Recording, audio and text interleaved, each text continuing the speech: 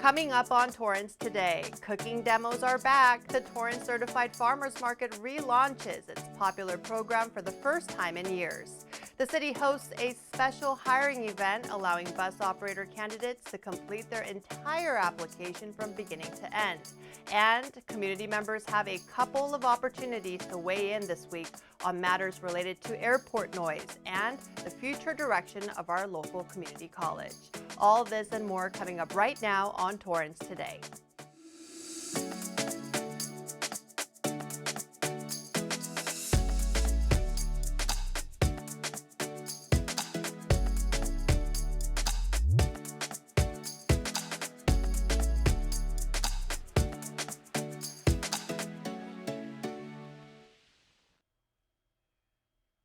Welcome to Torrance Today. I'm Christine Lee. It's 4 p.m. on Monday, February 6th. I hope you had a great weekend. Thank you so much for joining us. Here's our first story. The Torrance Certified Farmers Market relaunched its popular cooking demo over the weekend, giving visitors live entertainment and inspiration for their next meal. We're presenting a Chinese cabbage roll stuffed chicken with a bouillon-based sauce. So it's a take on Eastern European tradition, utilizing Asian ingredients. We take a whole Chinese cabbage and we brine and we pickle the cabbage. We're showcasing the produce from all different farmers that we work here at the farmers market. We want to make sure that our guests and our viewers know that it tastes like something that is homemade.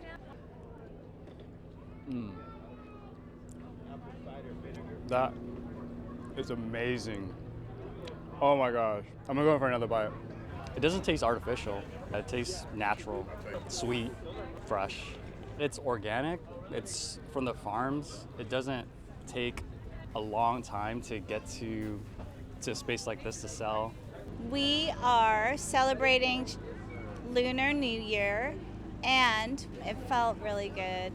It really felt good. It just reinforced the sense of community we have here at the farmers market and how much everybody comes together to make something happen, from the farmers to the chefs to the home cooks to my amazing market staff. It just takes a village, and that village is here.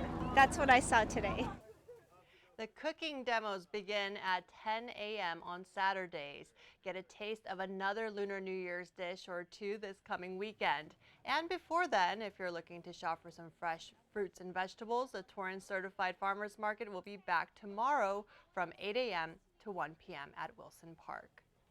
Torrance needs more people to help move our city, and we're happy to hear that dozens of people came out to a special hiring event over the weekend, with many signing up to become a bus operator. We've been planning this since last year. You know, it's much needed, because we need operators because we have people retiring, people transferring to other departments, so we're trying to fill the vacancies that we have. I feel like it's a good opportunity, a career, not a job. I'm looking for something more long-term, more accommodating with benefits. I like that it helps people out. Like my mother, for instance, her car is down, so she has to take the bus to work, and she uses the Torrance Transit to navigate to different places. I'm told this was the first time that our city's Human Resources Department held a one-day event where candidates who would enter the training program to become a bus operator could complete the entire process from beginning to end. That includes submitting an application, conducting an oral interview, accepting a job offer, getting fingerprinted, and even completing a medical exam. It's all a part of the city's effort to fill certain positions as quickly as they can. Both part-time and full-time positions to become a bus operator are still available, and there's even a $2,000 hiring bonus. For more information, go to torranceca.gov/jobs. And speaking of Torrance Transit, there's an important route change that took place recently. Line 2 now connects to the new Redondo Beach Transit Center. This line no longer serves the southbound stop on Artesia Boulevard at Fermona Avenue. and its southbound stop on Artesia Boulevard between Hawthorne and Redondo Beach Boulevards got relocated to the far side stop on Hawthorne and Artesia. For specific details on the route changes, just log on to torrancetoday.gov/line2. People who are concerned about airport noise in Torrance can share their thoughts tonight at a special meeting. City leaders are looking for feedback on the latest steps taken voluntarily by the flight schools that operate out of Zamperini Field. Per direction of the city's Transportation Committee, city staff began working with the Torrance flight schools to develop a voluntary letter of agreement to help alleviate repetitive flights and noise over the community. Beginning January 18, 2023, the flight schools agreed to voluntarily take multiple measures to help mitigate future noise issues. For example, they agreed to stop using the south runway for flight training. They're also planning to conduct more trainings at neighboring airports and stagger flights as much as possible.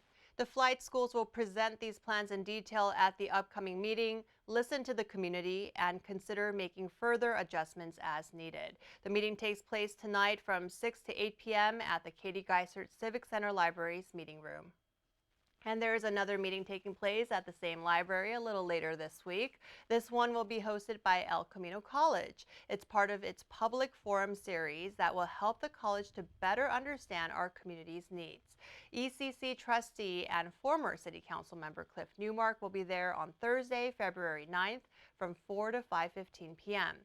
He asks residents to be a part of the conversation on how the college can adjust to the changes that came with the pandemic.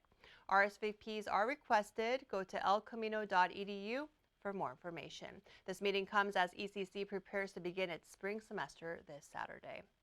Well, we're now just a week away from welcoming a special group of visitors from Japan. Kashiwa and Torrance are celebrating 50 years of becoming sister cities. A group of delegates are expected to visit our city starting mid-next week, touring various facilities, landmarks, and schools. In anticipation, the Torrance Art Museum recently unveiled a new exhibit featuring Japanese-American artists from throughout Southern California. The artists that we chose were part of the Japanese diaspora here in LA and Southern California, and we're showing artwork that expresses the meshing of these two cultures and how these artists are both Japanese and American, and it shows kind of like sister cities, that cultural exchange, but in art. Those who participated in a cultural exchange program, either as a student or as an adult over the past 5 decades, are invited to an all-alumni picnic at Wilson Park on Saturday, February 18th. It will be followed by a friendship festival that evening at the Armstrong Theater featuring professional artists who were past exchange students from both Kashiwa and Torrance. For more information on any of these upcoming events, just go to torrancesistercity.org.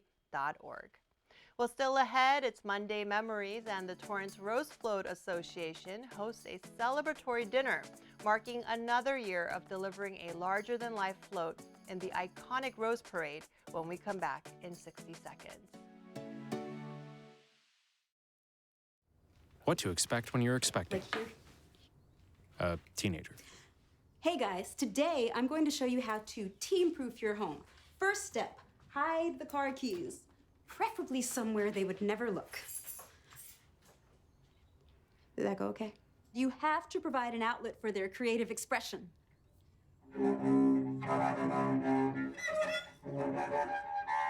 So good.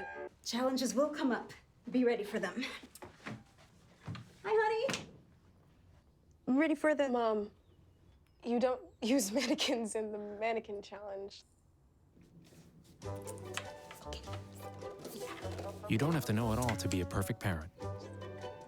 Thousands of teens in foster care will love you just the same.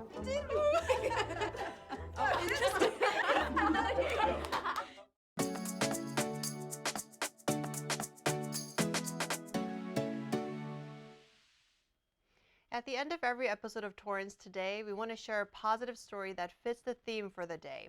On this Monday Memories, we check in with the Torrance Rose Float Association at a very well-deserved celebration dinner over the weekend.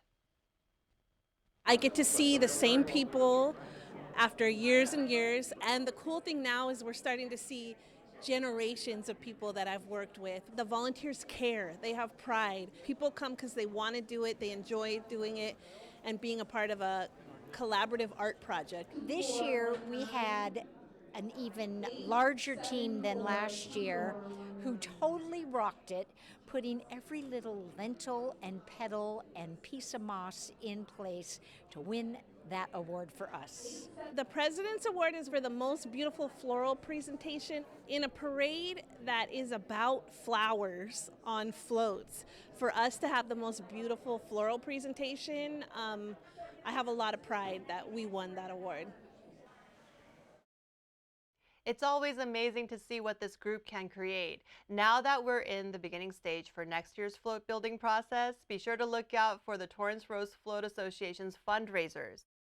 They take place throughout the year to help raise money to feed the volunteers and to support the organization's overall efforts. I've been a big fan of the Chipotle and Panda Express nights and look forward to continuing that tradition myself. Well, that's our show for today. Let us know if you have a positive story to tell by emailing us at torrancetoday@torranceca.gov. Thank you for joining us. We'll see you back here tomorrow with more news from and for our Torrance community. Have a great day.